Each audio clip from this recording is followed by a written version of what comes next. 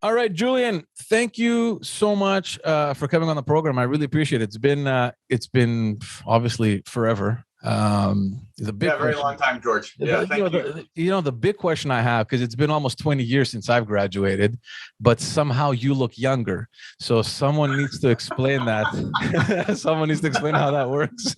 Yeah, my regiment is walking on the waterfront in the West Island. There you go. Yeah, that's it. Thanks for coming. How are you? How have you been? It's been a long time. Yeah, I'm fine, George. I hate to say it, but I went dormant for a long time because there wasn't much to study in terms of international security. Everything was potentialities, and so in some ways, the tragedy is that this conflict woke me and my students up. And we started to look for theories, look for explanations to try to figure out, what the heck is going on.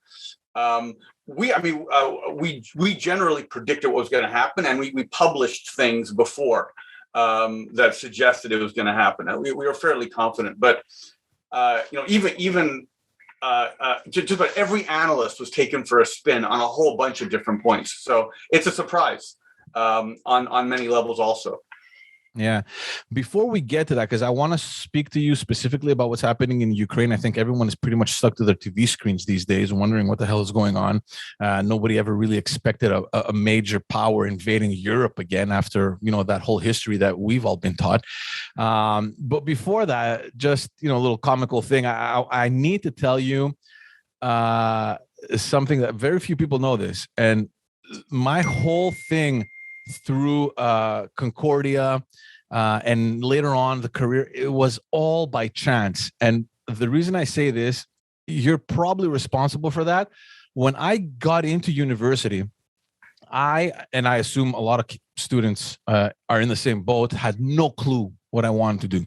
I applied to a program that I was refused in. So the second option was political science. So my idea was, okay, I'll go in a year and then I'll just switch.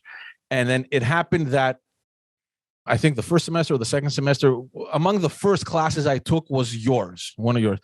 And I was mesmerized. I was like, what the hell is this? I didn't know what political science was. I didn't know what you guys studied. I didn't know what you taught. Like, I didn't know what it was. And when it was your course, and I'm like, holy shit, I'm following this guy. I don't know where he's going. It was you and Professor Nicoleni. I remember you were among the classes and I'm like, I'll just follow these guys. I have no idea what I'm doing, but I'll follow. Needless to say, I arrived almost a year before the end of before graduating, and I realized that I had been taking classes that I shouldn't have been, because there's certain categories you have to take a certain number from each category. I had no clue what I was doing. I was just following you and Professor Nicoleni, whatever class you gave. Let me just follow these guys. They're interesting.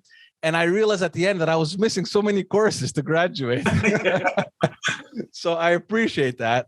And that pretty much paved the way to everything that I've been through. But yeah.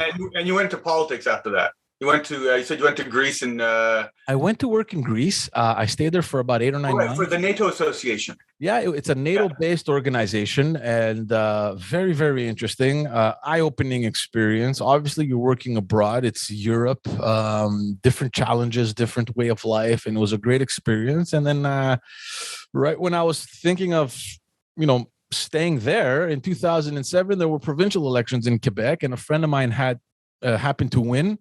And that opened up the door for me. And 11 years later, there I had a whole career in the back rooms, in the backstage of politics, all the way up until 2018. So great experience. Worked with a lot of interesting people, got to meet so many wonderful people doing interesting, beautiful things, which pretty much led to the creation of this podcast. So it's funny how things are all kind of attached one to another. Anyway, enough about that. Just wanted to slip that in because somewhere indirectly you had a seed that you planted there. So, well, I'm happy you picked that up. If I could tell you the seed that picked me up, I learned how to teach from the Canadian Army. As crazy as that sounds, yeah, those guys were the best teachers I ever came across. They were, you're gonna think this is very strange, but they're the kindest, most helpful, most empathetic teachers I ever came across. And not only, theory, but mechanical stuff. Because some people that are good at books, they're not necessarily good at disassembling a machine gun or whatever. Yeah. And they were patient for that. So those are what I brought into the classroom. Those guys had super high standards. So, there's a thing about professors, which is they do a lot of research, not necessarily people, right? Yeah. Army's definitely people, right? Yeah. Especially if, there are some places where you can go where things are not going very well. But I was very lucky to be in a place with people that were good with people and people that were good with struggling in nature, whether it was cold or hot, and then sharing that knowledge. And also, you have sort of in the Army, you have sort of an age range where as you go up, there's always going to be someone 10 years older than you telling you what they did. So that the mentoring system is very efficient. So that's what you benefited from. Basically, the French-Canadian military forest survival sort of cadre. And they gave it to me and I passed it on. Very much appreciated. Let's get on with the topic, Julian. And I don't want to talk about the introductory stuff. I think everybody knows pretty much what's happening and why it happened. The reason why I wanted you to come on is so we can discuss really on the ground what's happening. You're an expert on strategic studies. This is what you teach. And I want to know, because there's so many questions that people are wondering now. For example, how is it that this war has lasted this long? Are you at all surprised? I remember reports at the very beginning of this conflict to the effect that there was word that came from high up in Russia that Ukrainians wanted to be, quote, liberated by the Russians, and obviously that's not what they witnessed on the ground. How is it that we're 1 month in and people are still wondering, how has Russia not walked all over the Ukraine? Yeah, so we ran a war game before and shortly after the war, and the war games that we run are Cold War era war games that basically were modeling the Soviet Union. So when I was in the Army, we had to memorize organizations of 50,000 people and all the different parts: the armored, the artillery, the mechanized infantry, the engineers, the reconnaissance element, the helicopters, sort of, and how they work together. So we used that as our guide. And so we pulled out a giant map with hexagons on it, 8 kilometers to the hex. It had all, at the time, we only had Eastern Ukraine. So basically from Kiev all the way down to Crimea and all the way to Rostov-on-the-Don, which is just past the Luhansk and Donetsk, inside Russia proper. And we made a bunch of pieces. I mean, this is very simple Rand Corporation 1950 stuff. And the way that we evaluated it was looking at the equipment they had, and we estimated the Russians would be about 25% stronger. We ran this thing, and in about a week, we captured Kharkiv. We got pretty deep into Kiev. We captured Mariupol. We captured Nikolaev. So basically what you see today, we were able to do in a week. And then when the war happened, now I should qualify it. We did have some questions. We knew, looking at Kharkiv, like the old Kharkov, that either the Russians were going to get in or they were not going to get in. One of two things was going to happen. And the model we had for that was basically Beirut 1982. And we weren't sure essentially what was happening to Ukrainian identity. So I did have a co-author who's a former student who gave us insight into that, and we published the findings. We basically want to find out, what do Ukrainians think? And so originally, there was an estimate that about 8 of the 45 million were Russophones that were pro-Russian or Russians. In other words, Ukrainians that grew up in the education system, learned how to speak Russian, and so were involved with the Russian community, and so they were sympathetic to the Russian side of things. And it should be qualified. There's a lot of movement between Ukraine and Russia. It's like Manitoba and Alberta. They're basically fraternal.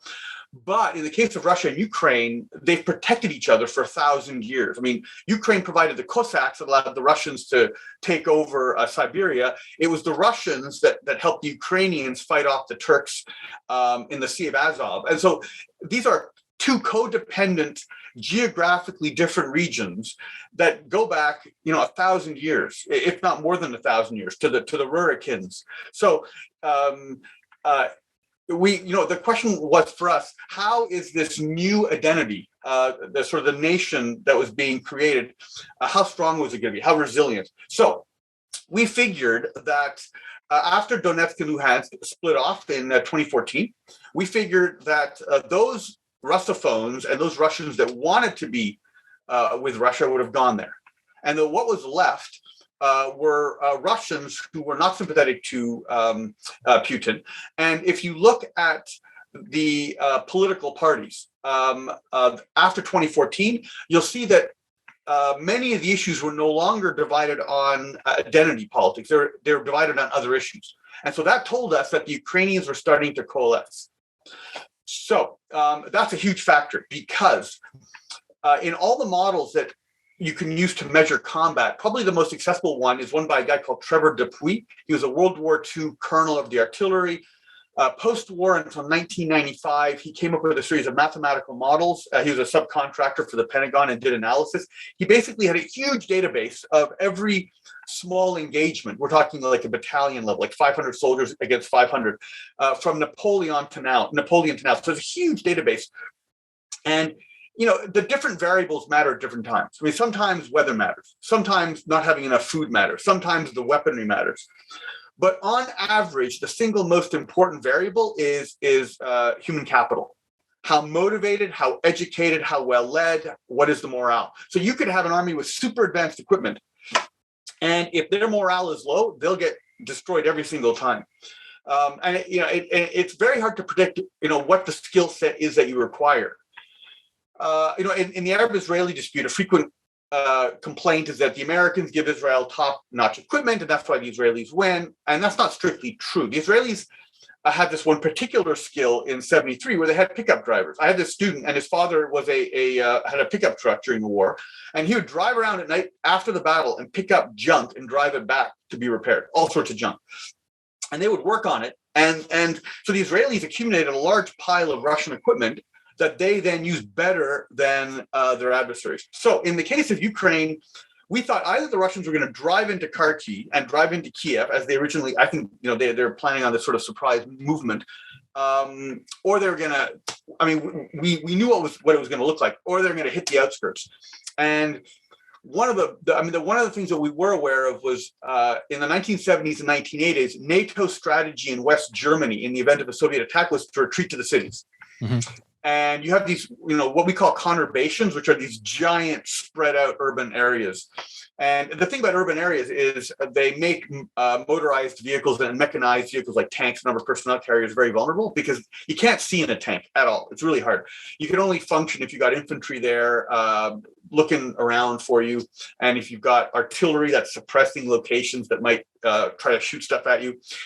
So we knew that NATO was going to retreat into these towns and then shoot out of them.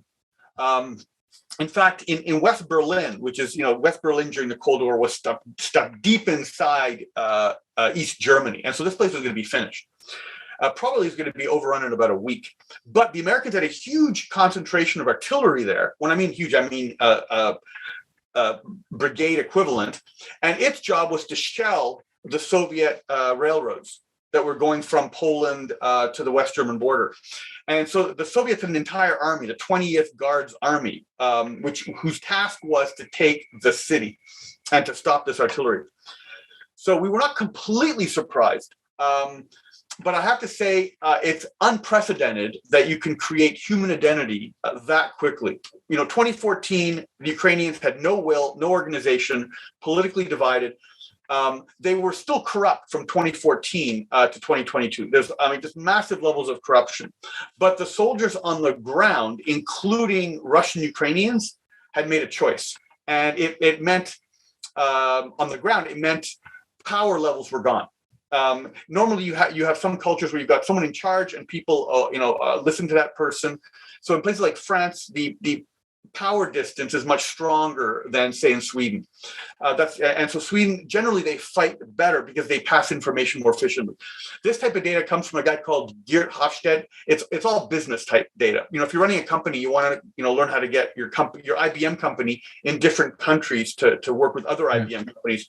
So this guy, he did a whole bunch of statistical measures of people's national character. So the Ukrainians flattened their their power differential, which they would have inherited from Soviet times.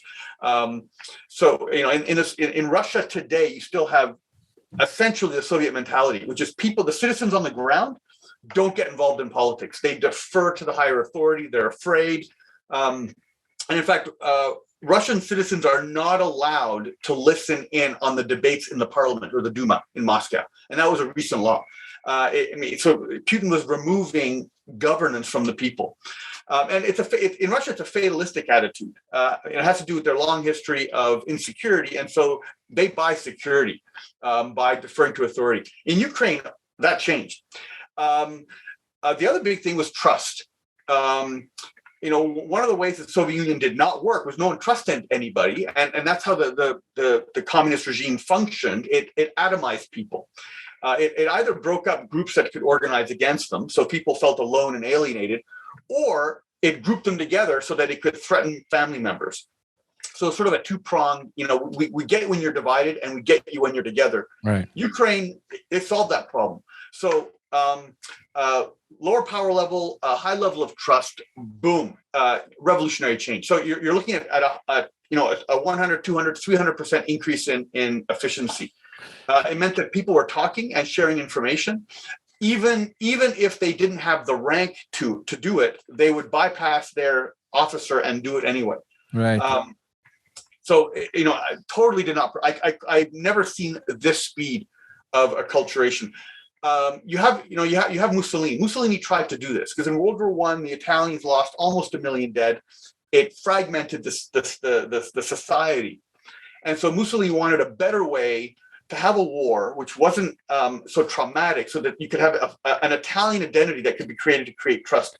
The Israelis did the same right at the independence of Israel. They're getting boatloads of people from Europe and then right away sticking them into military units, giving them a rifle, sending them to the front, thinking this would somehow create an identity.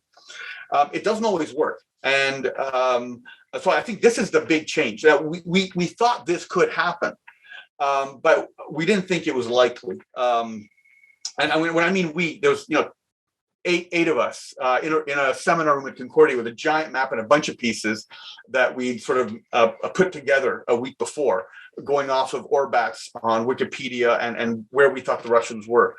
And so that was, for us, that's the big change, is Ukrainians change their culture in less than a decade. How frustrating is this situation for Putin and obviously his high-ranking generals? They probably clearly didn't see this, or they hadn't evaluated it. They walk into this territory, at least obviously up high, they didn't believe this, but down low where they're passing this message, we're going in as liberators, and up high, they're thinking we're going to destroy these people in a matter of days, if not a week or two.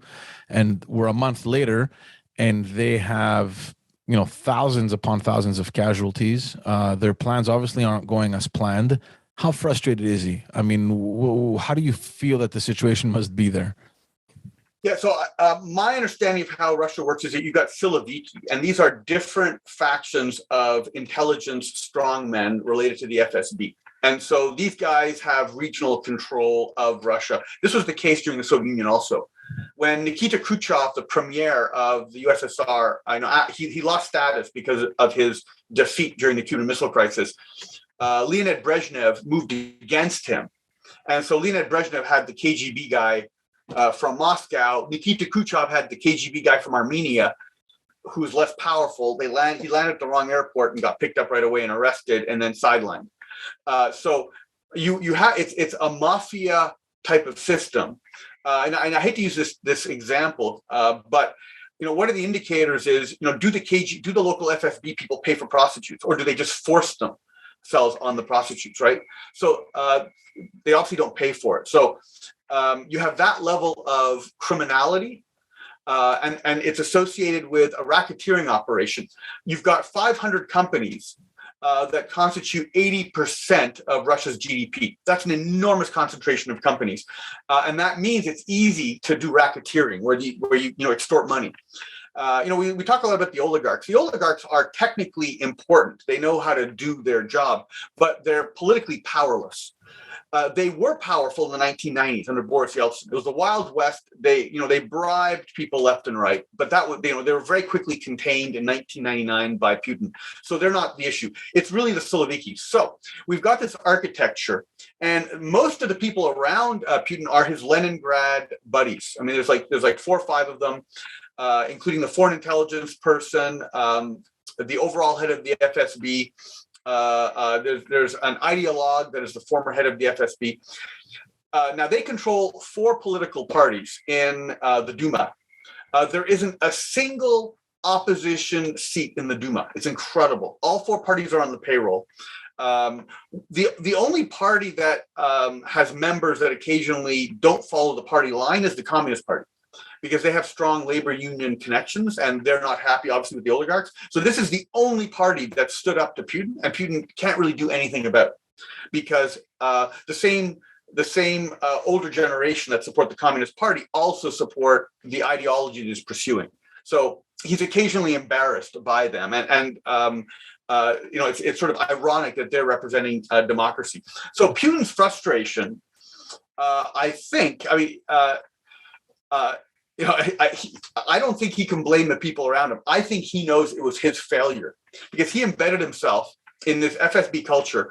The army is coup-proofed in a sense. He's got his 400,000 gendarmerie, his personal bodyguard, which is sort of a paramilitary organization, which countries do that all the time when they're afraid of the military. In Pakistan, Liaquat Ali Khan, not Liaquat Ali Khan, but Zulfikar Ali Bhutto tried to create, and the army held a coup against him. In Chile, they tried, Allende tried to create one, and it right away led to Pinochet holding a coup. So he created his gendarmerie, and amazingly, the army didn't stop him, because they know it's designed to stop the army. We think of an army as very powerful. It's got tanks, airplanes, and helicopters. You can go bomb the capital. But generals have families, and those are targeted by the intelligence services and are made vulnerable by this gendarmerie. So you've got the defense minister, who has no military experience whatsoever. And then you've got his subordinate, who is a senior general.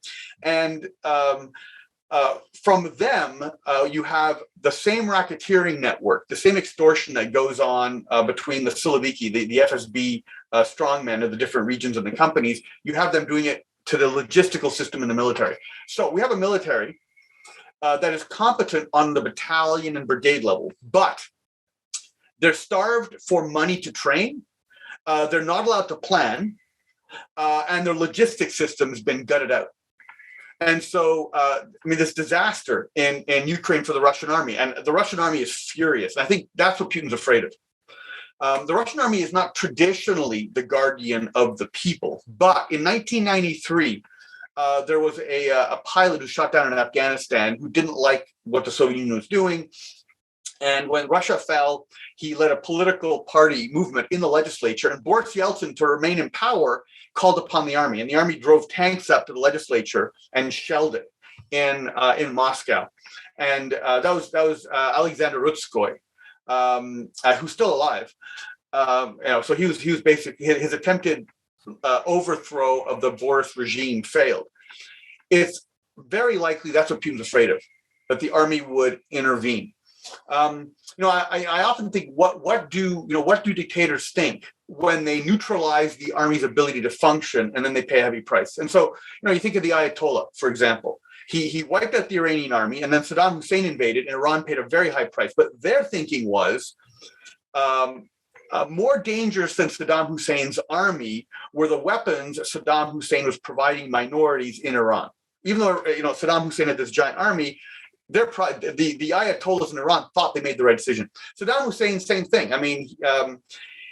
His main threat was this recurring cycle of military coups d'etats that were in Iraq, always causing disruption. And so he neutralized it by taking the Republican Guard, General Command, and putting them behind the army to control them.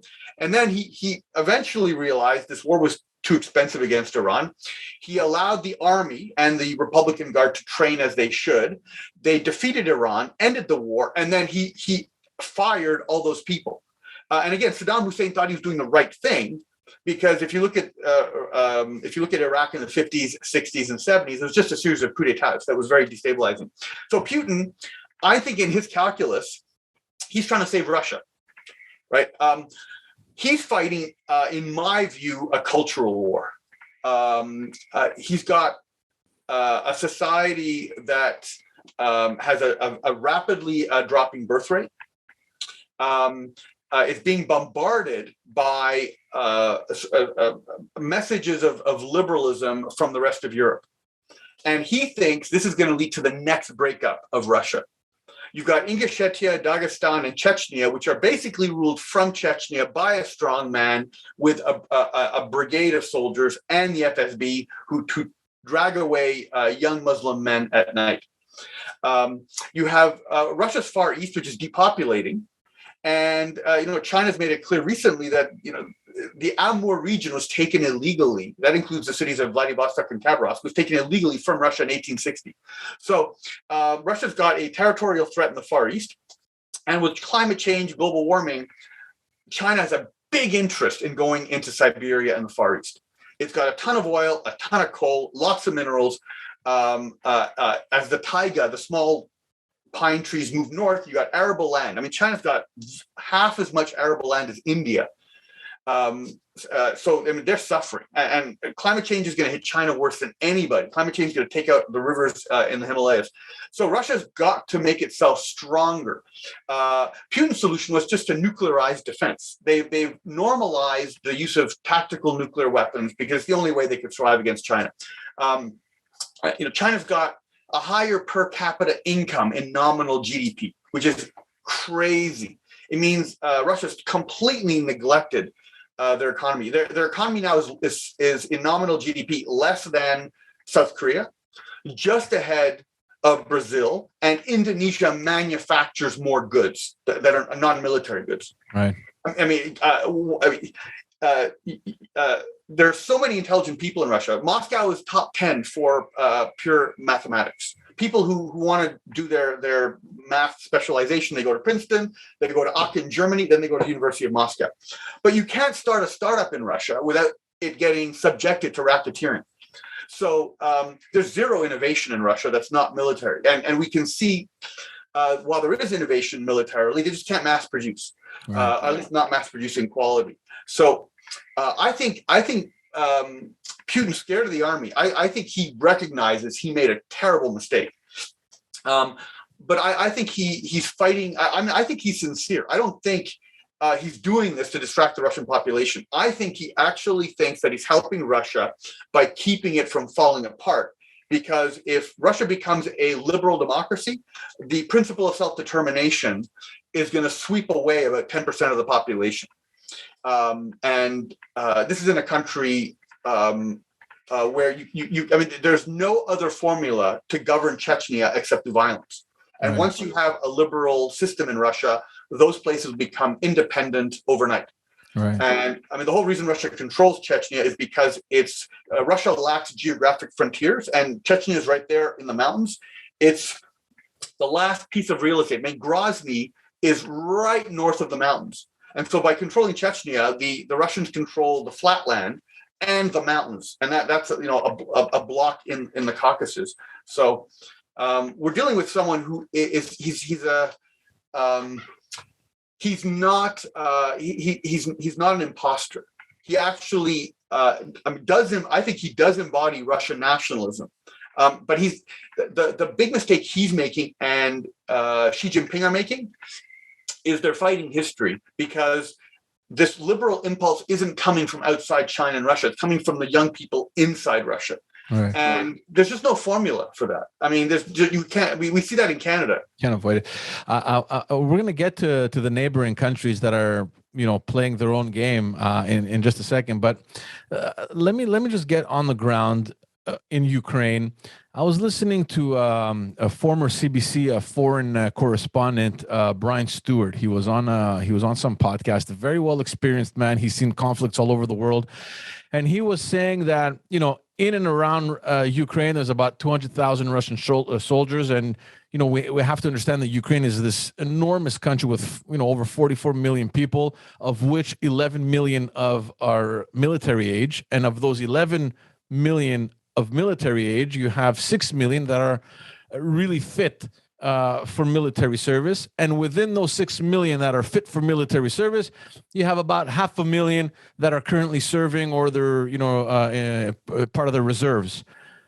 And I'm listening to this and I'm wondering, how is it then that they have allowed the Russian forces to do this so much damage in a month? How come we're definitely seeing a resistance. It's clear. We just spoke about the reasons for it. But given what you just said, plus, these numbers, and maybe you can validate them, you're probably more knowledgeable on that, but I'll take his word for it.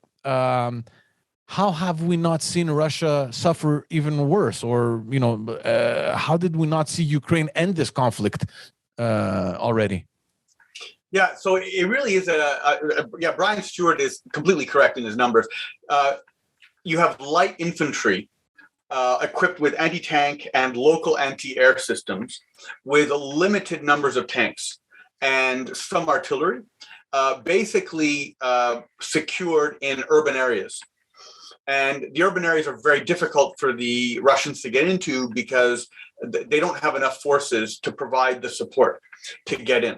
So if this was a Soviet invasion, we would have had a nerve gas attack on all the air bases, which is not fatal. It kills maybe 5%, and the other 95% have double vision, or they have severe nervous problems. You can't fly a helicopter if you have severe double vision. Mm-hmm. Then you would have armored columns of tanks moving very quickly, 50 kilometers a day, occasionally with spurts of 30 kilometers an hour. And they're supported by armored vehicles with infantry inside.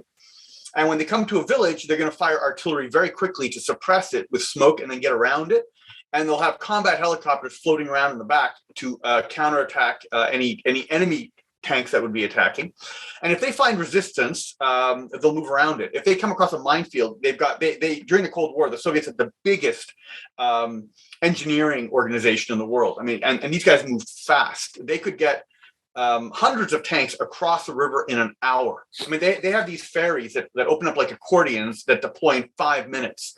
And they could drop 20 of these and then connect them together in 15 minutes, and you got a bridge that'll hold a 70-ton tank. When the Russians stopped training, they lost that. Now you have a Ukrainian soldier stands up behind the bushes, fires an anti-tank weapon, and it hits a tank. Against the Soviets, they never would have been able to stand up. The Russian infantry would have been there. The Russian tank would have been out 1,000 yards, very far away, beyond the effective range of a javelin. Because once you fire a javelin, that tank has a few moments to turn its turret and fire in that direction at the target. You can fire pellets or flechettes or whatever, or you suppress the guy that's firing the rocket. Now I know the javelin's fire and forget, so they probably could have fired some sort of shotgun device. So it's very difficult to fire a missile at a tank. The same thing happened that we have today occurred in the Arab-Israeli War, 1973. The Egyptians and the Israelis got into war. The Egyptians crossed the Suez Canal. The Israelis did a counterattack, and they lost 15 to 20% of their tanks in 7 days. The Israelis basically are a conscript army. They've got a very, very tiny military force, about 25,000 at the time, and more than 90% of their army were conscripts. And so they sent these tanks with conscript infantry. And the infantry who are conscript, they're bakers and elevator repair people. They don't know how to do this, so they hide. So the tanks went out in front, and the Egyptians just stood up with rockets and blasted them. And the tanks couldn't see. So what we have with the Russians is a ridiculously large number of vehicles that are not cooperating. Right. So we have tanks, we have armored personnel carriers. The infantry don't get out of these things. We have artillery that doesn't do suppression, which means a suppression in World War I at the beginning, people would have these 2-week-long bombardments where they'd fire 2 million shells. And, the German and the French and English solution was just to dig deep or to, leave light defenses and retreat people. And when the shelling ended, you sort of run up quickly and man the machine gun. At the end of World War I, they realized all you need is 15 minutes. You don't need 2 weeks. It's nuts. You fire 15 minutes of barrage, throw in some gas. Your guy, and it's a big surprise. You don't need to have a huge buildup of ammunition. Your guys run across and then they immediately assault the trench, supported by airplanes and tanks, whatever. So it's like sort of combined arms. To do combined arms is really difficult. You got to get the infantry guy to talk to the tank guy, talk to the artillery guy, talk to the helicopter guy, talk to the air support, talk to the electronic warfare guy, talk to the logistics guy, because these guys have to bring supplies up and meet you at a certain location. And most guys do logistics. So a lot of guys driving around in trucks, making sure the right bullets go to the right vehicle. Russia was going for just an intimidation thing. They piled these guys up because of the corruption in the army. They never trained. So you've got this column of vulnerable vehicles, tanks with no support. They're picking them off. I mean, it's quite astonishing because when, before this conflict, which is like in everyone's TV, right? Everyone is looking at this, witnessing this quote unquote weakness of an army that everyone thought was the most powerful one, right? Everybody was afraid of Russia, and even until now. I mean, and maybe it still is. We don't know. Maybe there's there's an army force that's still not there, or who knows? Maybe they're keeping it as a phase 2. I don't know what the thing is, but everyone, including myself, thought Ukraine versus Russia, it's over. Ukraine, forget it. Do your prayers and that's it. And it's a complete shocker. And I want to get back to what you're talking about, warfare in the city, because I remember you teaching us about urban warfare and how incredibly difficult and challenging it can be. How relevant is that in this conflict? And, what outcome do you think is to be expected? Yeah, urban warfare is difficult because it interferes with the electromagnetic spectrum. So sensors don't work. And you have natural armor from cement. And in any country where it's cold, you have found deep foundations for buildings. And so it's heck. It's hell. It doesn't mean you can't do it. The Americans at Fallujah took a lot of time. And so they went from house to house. They would cross streets with a lot of smoke. And only after they completely suppressed all the other buildings. And they could only do that because they outnumbered their enemy. They had a ton of firepower. They had a ton of time. And they were very well trained to be very slow and systematic. So the Americans didn't suffer a lot of casualties compared to their enemy, who's, I think they suffered like more than 10-1 ratio of losses. For the Russians, clearly they're outnumbered. So that's not going to work, especially if the young men and women in the cities, the militia equivalent in Ukraine, if they fight, then the Russians are going to have a problem. One of the consequences of an urban environment is that the skill level to defend increases your performance opposite a very well-trained soldier. And so we saw this in Stalingrad. Germans on the open field were very efficient, coordinated better, were much faster, knew how to do combined arms warfare. Russians not. But once the Russians retreated into the city, that German advantage disappeared. It's hard to coordinate when you're just looking at a block of cement. The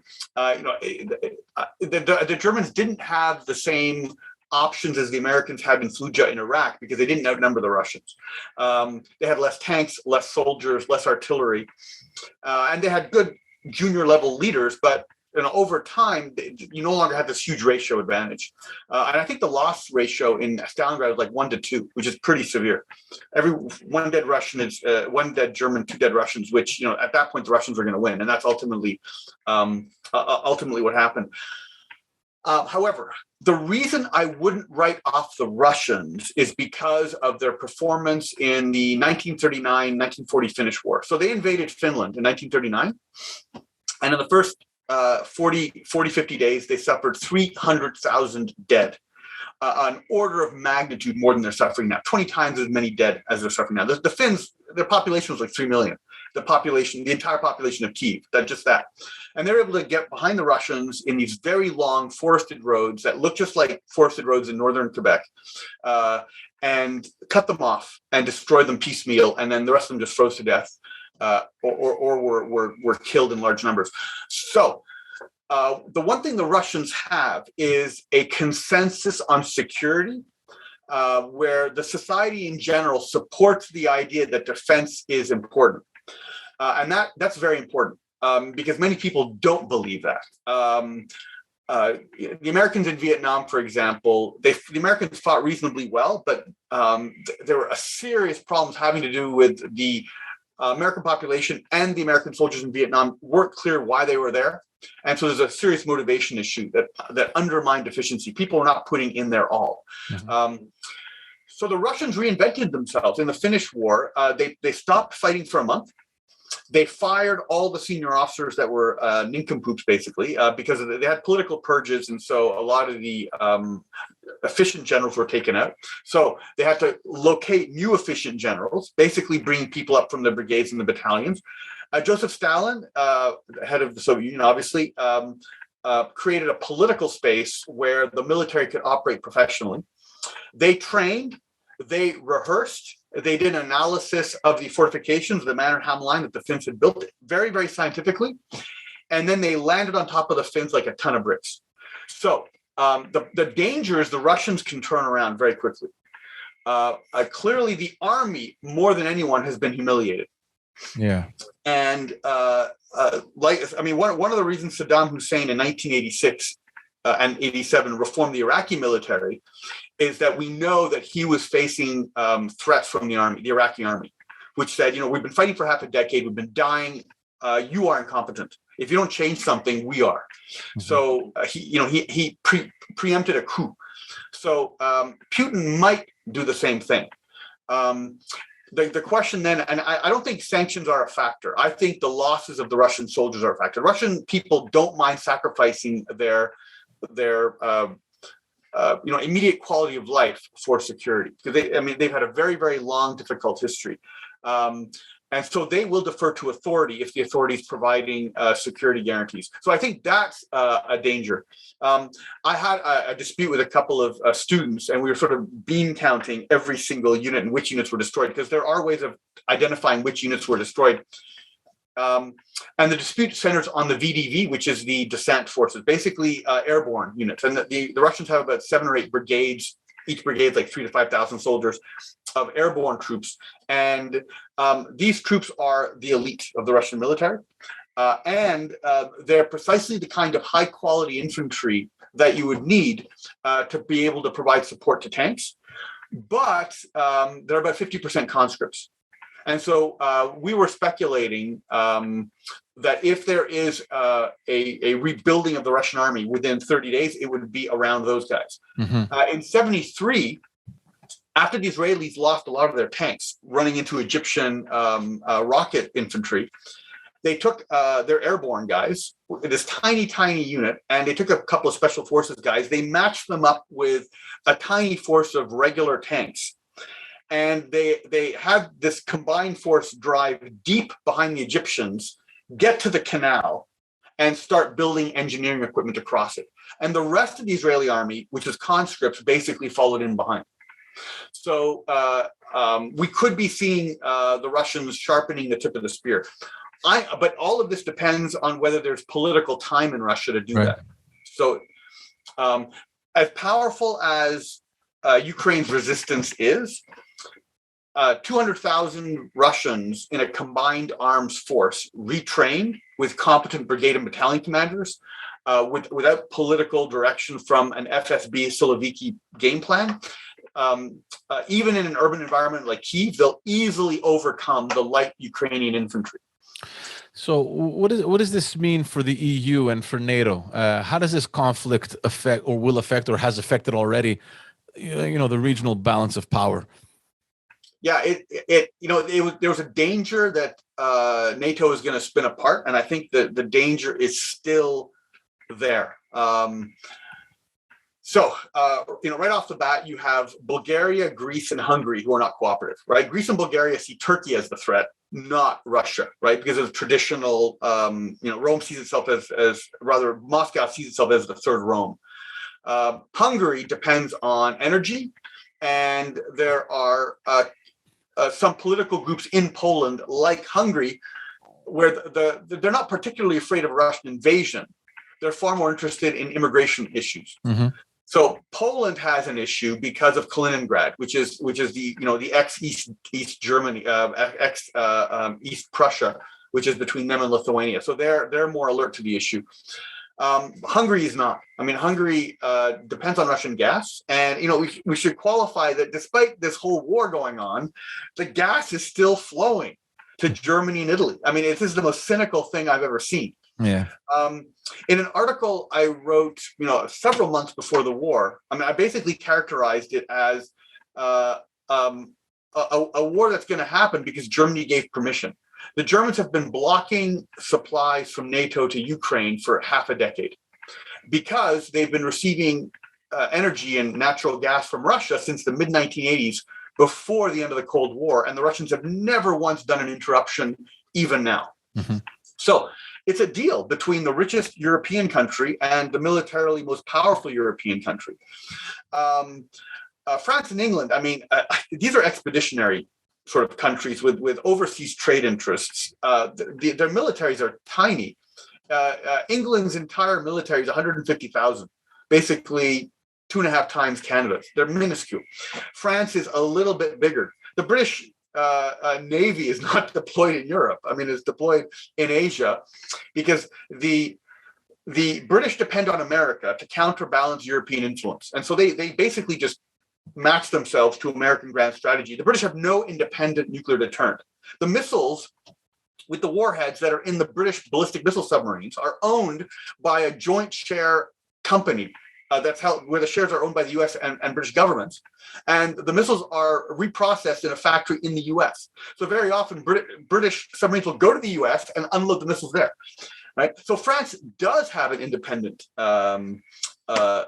nuclear deterrent, but they're minuscule, and their focus is on Africa, where Russia, frankly, doesn't have a significant material investment. So, and the French and English are, they're focused on energy imports and food imports and things to make their economy work. So Germany and Italy are the core here. And you know what? I have not spent the time to figure out what's going on in Italy, but I did look at Germany, and my inclination was to blame Angela Merkel as a cynical East German, communist, probably sympathetic to the Soviet Union. But I discovered, no, she actually raised the issue years ago and said, listen, we have a problem. We get our gas from Russia. They're eventually going to do something to Ukraine. We have to take a position. We're vulnerable. And it was her coalition partners in the Bundestag that said, no, you want to keep us? You don't shake that tree. So it's local politics in Germany that's frozen the government's ability to be able to adapt to this. Italy is just following Germany. They have a high level of dependence. Libya is a mess. Berlusconi used to recycle Gaddafi's money to invest in things like fiat, and then he illegally used the money for his campaign financing. Libya is no longer a reliable source, so he needs gas from Russia. You've got the Baltic states, Lithuania, Latvia, and Estonia. Obviously, Lithuania is very, very big in terms of real estate. But the population is tiny. I mean, Estonia, they're tiny populations, Lithuania, Latvia, and Estonia. So Estonia's got 2 battalions of soldiers. That's about 1,000 soldiers for each battalion. Lithuania's got a brigade of around 5,000 soldiers. I mean, so these guys are super weak. That's where NATO's putting all their investment. Yeah. Belarus is not a problem. I mean, Belarus has got about 9 million people, and they have only 10,000 soldiers. They've got 50,000 gendarmerie that they basically use to suppress the population, and the Belarusian population is on the verge of a revolution. Mm-hmm. Putin wants Lukashenko to deploy his 10,000 soldiers in Ukraine. That would be not wise because he's likely to suffer a coup. So obviously he doesn't want to commit his soldiers there. So Poland is not particularly concerned because Russia's in Ukraine. The Russians that are in Belarus are stuck around Kiev, and Belarus poses zero threat to Poland. One of the wild cards was, for me, Romania. Slovakia is to the north of Hungary, and they were one of the first non-Baltic states to call for a no-fly zone, which I personally think is a very good idea. Now, Romania is actually fairly weak. They have 2 divisions of soldiers, which is about 15,000 each, of which one couldn't deploy outside the country. And I originally speculated in an article that they could intervene to help Ukraine to defend Odessa, which I thought, but the Romanian ambassador wrote an article identifying me as being wrong. Obviously, the government was very risk averse. And one of my former students, who was Canadian Air Force, described setting up, because Canada has a mission in Romania where we deploy F-18s on patrol. And he described the horrible state of infrastructure there. The airfields are too few to host a large number of American or German, French, English airplanes. The road structure does not exist. You can't drive through Romania into Ukraine. You have to go another way. So it's not a viable staging area. Ukraine basically, it's got severe domestic issues with regard to corruption. They don't want to get involved in a war with Russia in Ukraine. So, and not even sort of in a standoff type of position. Now, Turkey obviously is helping Ukraine, and those drones, those back-to-yard drones, are using Canadian optics. But as you see with Syria and the Caucasus, Turkey and Russia are divided. Turkey obviously wants to increase its influence. They back Azerbaijan. As we speak, and for the last 2 weeks, the ceasefire over Nagorno-Karabakh has fallen apart. Mm-hmm. And so the Azeris are shelling, and the Russians aren't doing anything, primarily because they feel betrayed by the Armenian leadership, which has been heavily influenced by American Armenians and American Armenian money. And so he basically picked the wrong horse to back, alienating Putin, who then gave Azerbaijan a lot of political space. So Turkey is it's a competitor with Russia. It's definitely not a friend. Well, I mean, there are some important neighboring players that have been very careful in navigating around the issue, right? I mean, they haven't really taken a position, but they also haven't been critical towards Russia, like most, if not all, Western countries have been. And specifically, I'm thinking about Turkey and China, which you mentioned, which we can talk a little bit about. So Turkey, for example, they recently offered to step in as mediator between the two countries. Many are thinking that it's just a ploy to get back into the F-35 program with the U.S., which was halted because they purchased S-400 missiles from Russia. So we don't know exactly what's happening over there. Also, we don't know if Turkey can be trusted as a NATO member country because of that whole scenario. China has openly stated that they can purchase Russian natural gas and oil after all the sanctions, and also to provide military equipment. What role are these countries playing? I mean, or what role do they wish to play? Where do they stand in this equation? Yes, I mean, Turkey's gone through a dramatic change. It's essentially gone from a rural to an urban population, and normally that's a traumatic event. I mean, when it happened in the U.S., you had prohibition and gangsters. When it happened in Iran, it ended up in a revolution. But from the heartland of Anatolia, you've had a successful transition. And this is actually, from the standpoint of the Turkish leadership, a big success.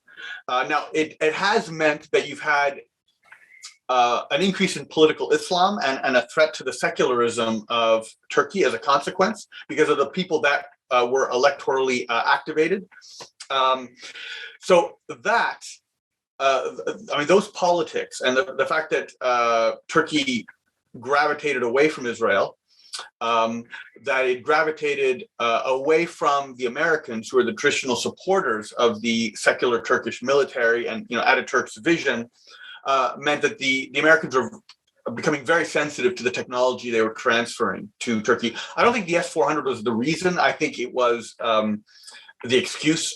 I think, frankly, the Americans preferred that Turkey buy the S-400 than buy an equivalent American system, because they were not sure if Turkey was going to share the technology or not with China. Mm-hmm. But I mean, Turkey is it's not a sustainable foreign policy, because it's very expensive, because they're getting involved in a lot of countries, and it means that the money they're not spending on education and healthcare are going to weapons, and that is not going to last. So this type of strongman leadership that Erdogan has is temporary. It's not going to survive the democratic process for long. China is obviously terrified. I spend most of my time writing about China, not what happened with Russia and Ukraine. And this whole war destroyed their playbook. Their goal was to exploit an international event that would have given them cover so they could go after Taiwan at some point in the future. And what Russia did was basically activate the world. So if China goes after Taiwan, obviously sanctions will be a lot easier to impose. America will be doing the fighting against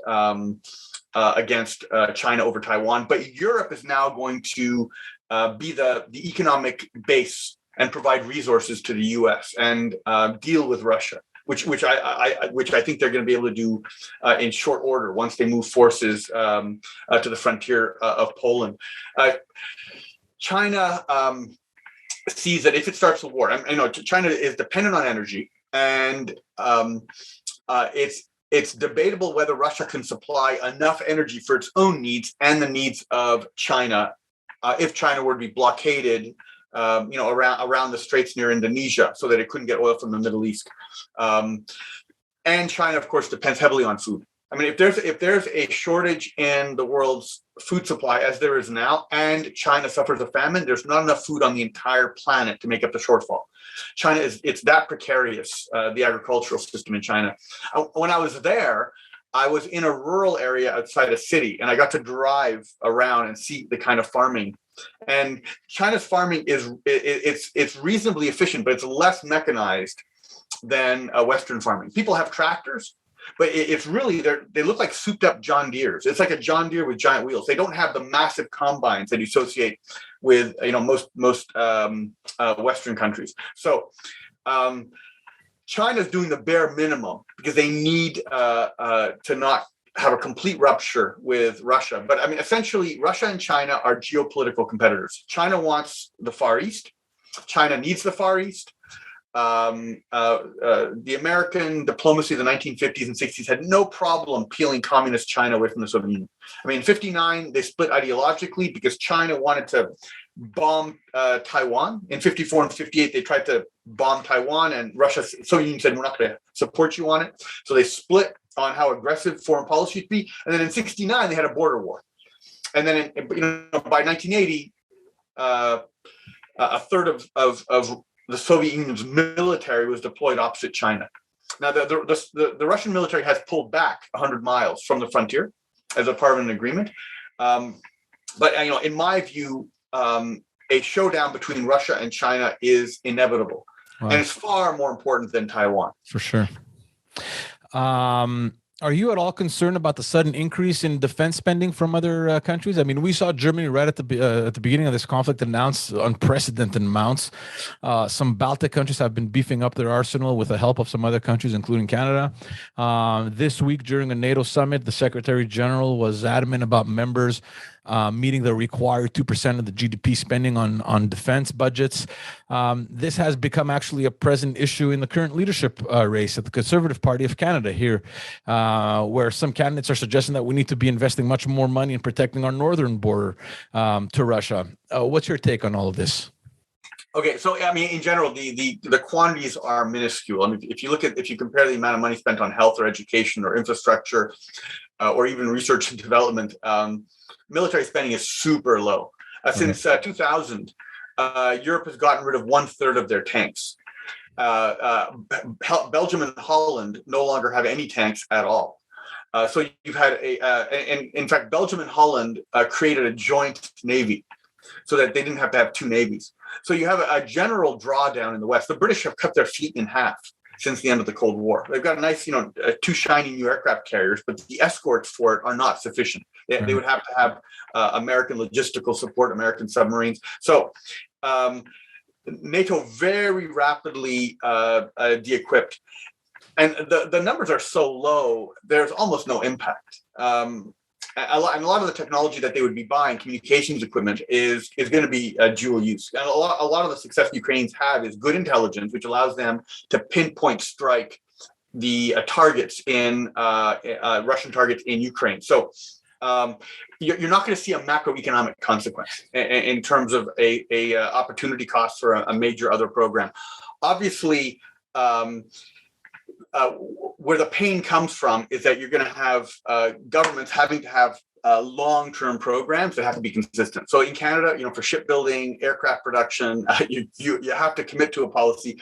I mean, Canada has spent $600 million on the F-35 program, and we don't have a single airplane yet. So the Canadian government is just paying penalties to avoid having to buy an aircraft. It's just, incredible.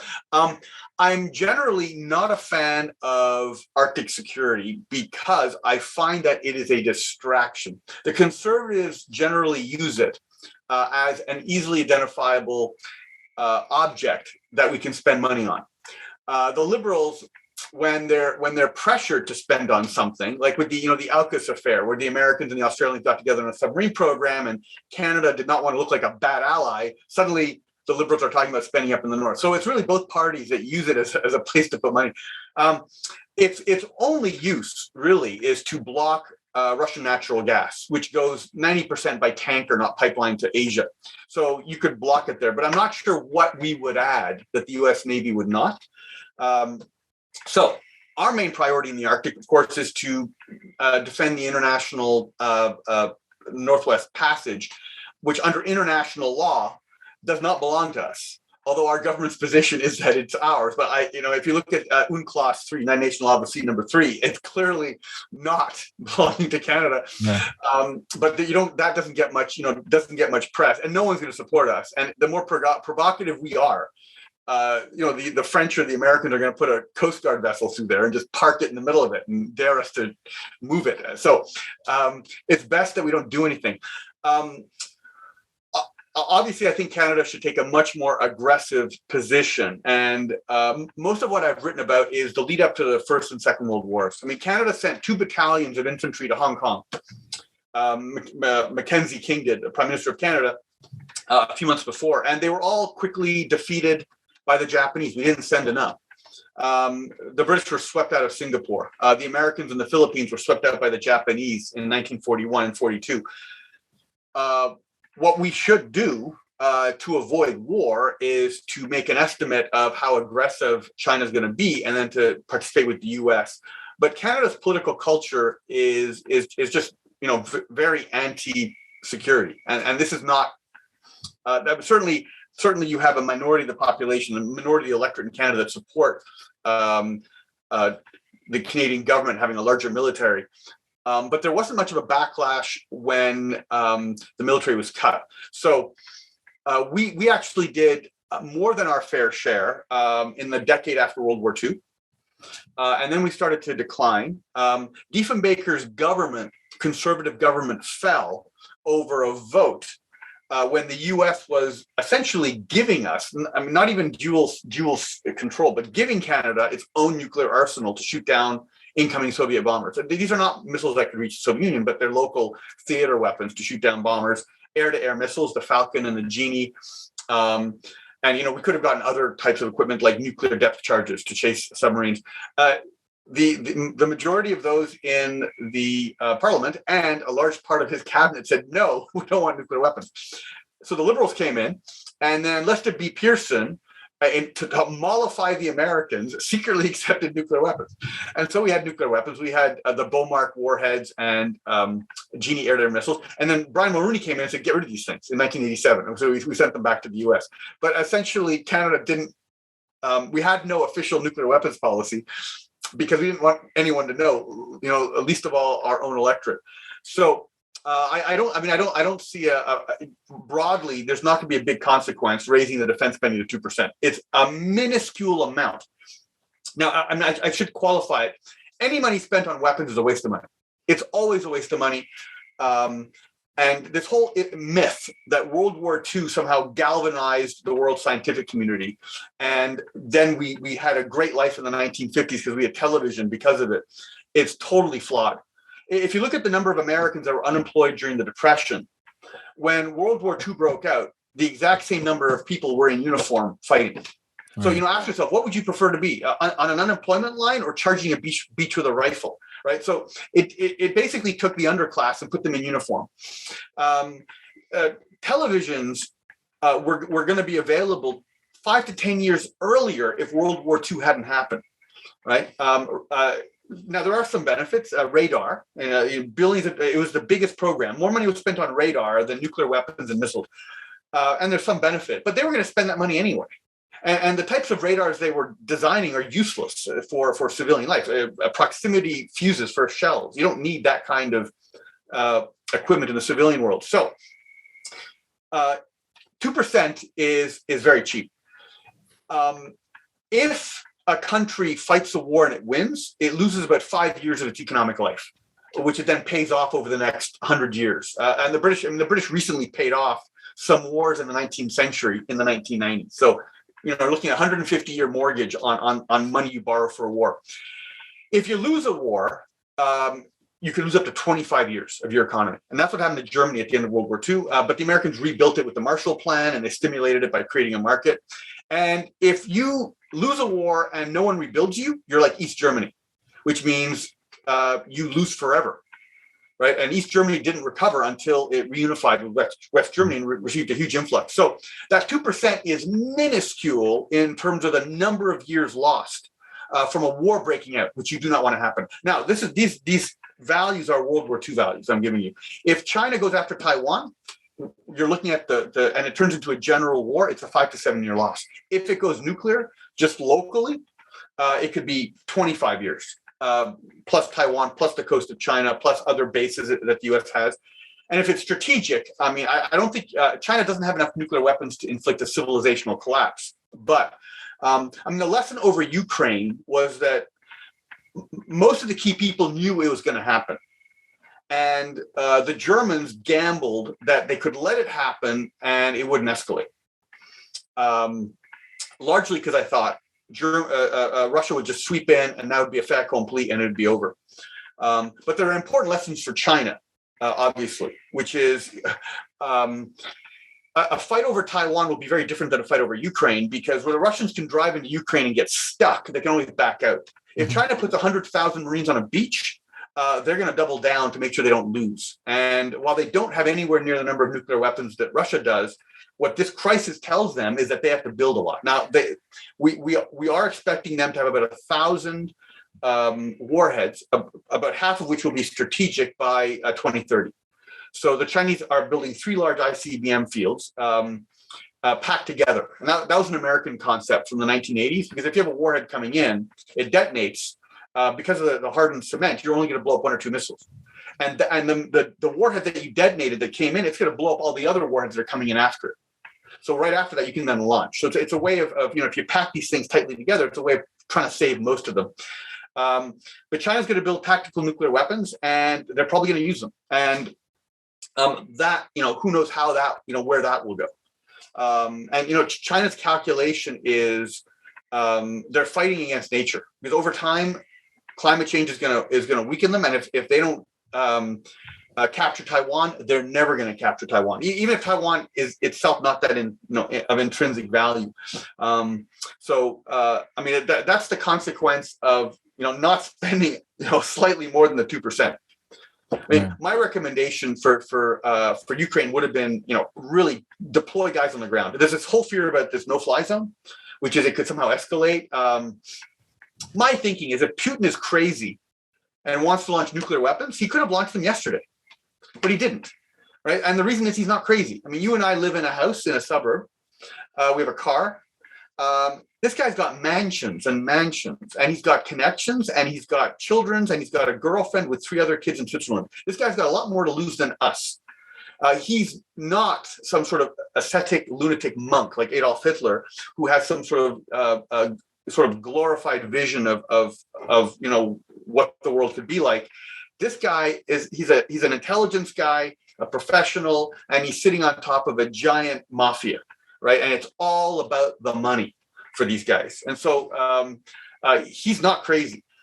The problem with the no-fly zone is it's got that UN flavor to it, which is we're going to subject it to international law, and it's going to be very restrained, and that means rules of engagement, and that means pilots can't do anything. What I think we should do is take the local armies, those that want to cross over, put in some Germans, English, and French and Americans, display the nuclear weapons at an airbase. Let the Americans show off their theater nuclear weapons and go, listen, Putin, you can do this, but we will, within 900 seconds, give you a direct proportional response. So, it's entirely, in his court. And the Americans are, and the English and the French, they're reasonably efficient at deploying nuclear weapons. They can happen very quickly. The danger of sitting there and going, you know what, nuclear weapons are immoral, they're unusable, we have to be afraid, anyone who recommends using them is crazy. Once you say nuclear weapons are not usable, Putin is just going to turn around and go, okay, give me Poland, right? And there's nothing we can do. And that's exactly what Hitler did. I mean, that's how Hitler got Czechoslovakia from the English and the French. Mm-hmm. When the moment people say, I don't want to fight under any circumstances, all of their advantages disappear. They become completely weak, and they're open to exploitation. The reason we talk about nuclear weapons not being usable is because we don't want them to spread.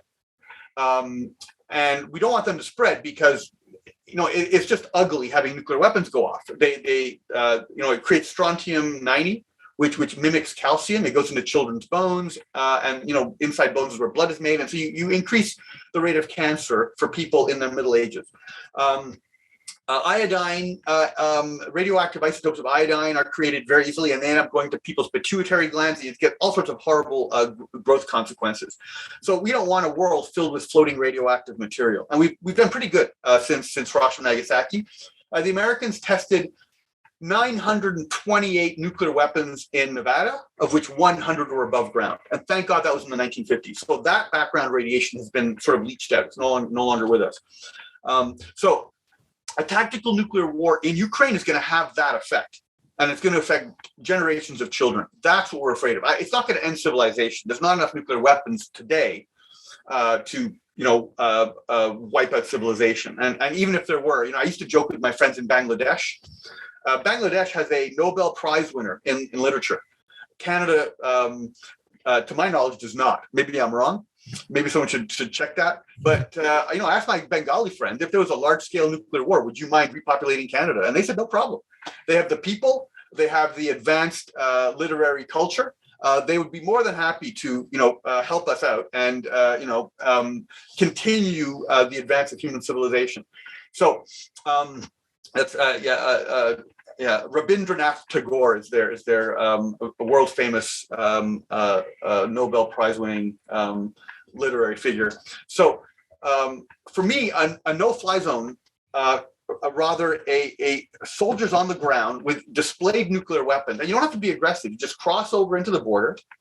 You don't approach the Russians. You don't even approach the Dnieper River. You stay like 200 kilometers away from these guys. But it makes the Russians aware that the nuclear weapons are there. And sorry, the point I wanted to make earlier was the reason we didn't advertise this before is because nuclear weapons are not dangerous. They're actually super cheap and super efficient. The average warhead is about $2 million. That'll take out a city or a large part of the city. The Americans manufactured 70,000 warheads during the Cold War, up until 1994, slightly after. And their peak production was one warhead every 50 minutes for 3 years between 1959 and 1961. Wow. So the American mission was to hide this, because if everybody knew how cheap they were, how efficient they were, and how easy they were to make, everyone would be making them, and we would be living in heck. And America's grand strategy is to spread democracy faster than the spread of nuclear weapons. So if Putin detonates a weapon, we're going to have children who are going to be relatively sick in older age. But that's about it. I mean, you can fire quite a few nuclear weapons in Ukraine, and it's not going to cause, the world's not going to end. And people are going to discover that they're very, very useful and a heck of a lot cheaper than the weapons that we have conventionally. A tank with a warhead is 20 times more efficient than a tank without a warhead. And yet we play this game with these conventional weapons, like, playing like puppet shows, when they're not really the weapons that matter, right? I mean, every naval weapon, every air weapon, every ground weapon has a nuclear equivalent.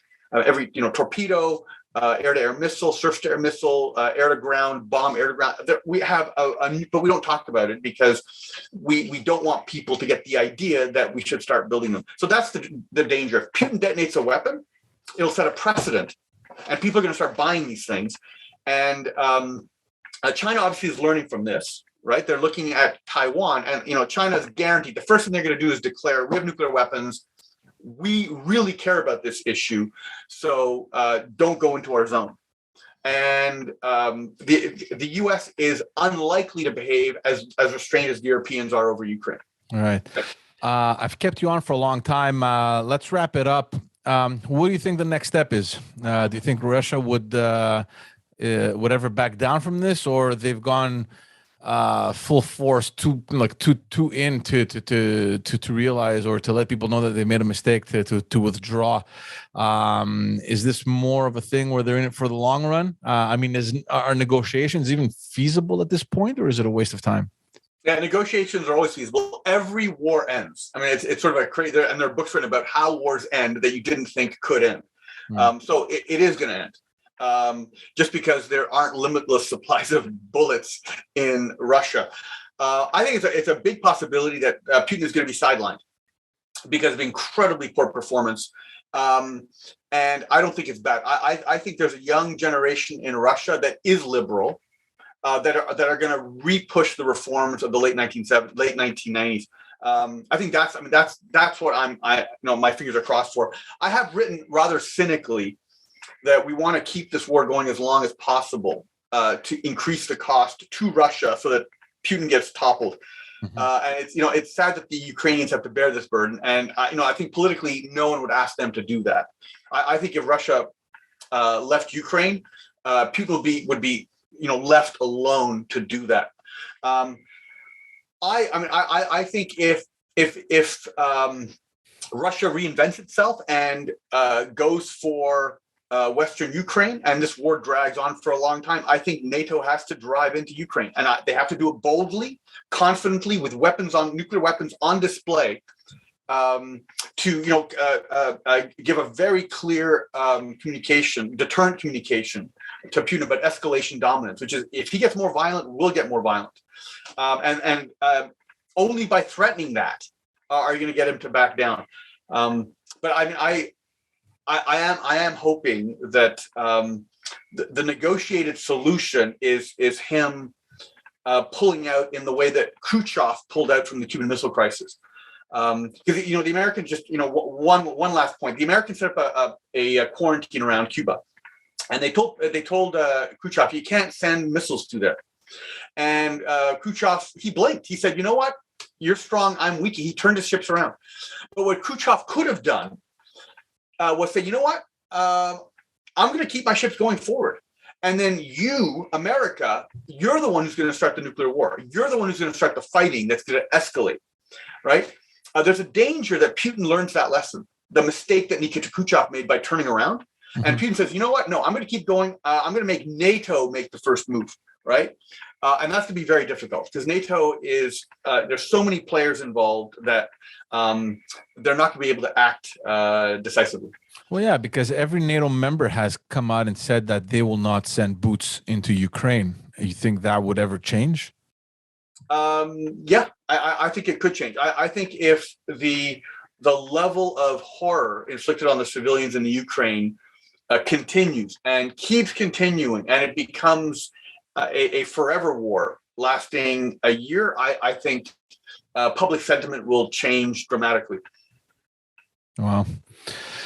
We can definitely stay on and talk about this for forever, especially with you, Julian. I appreciate your time. I know that you're a very busy man. I was glad to reconnect with you, and hopefully we can get you back and talk some more at some other time. I really, really appreciate it. Thank you so much. Thank you, George.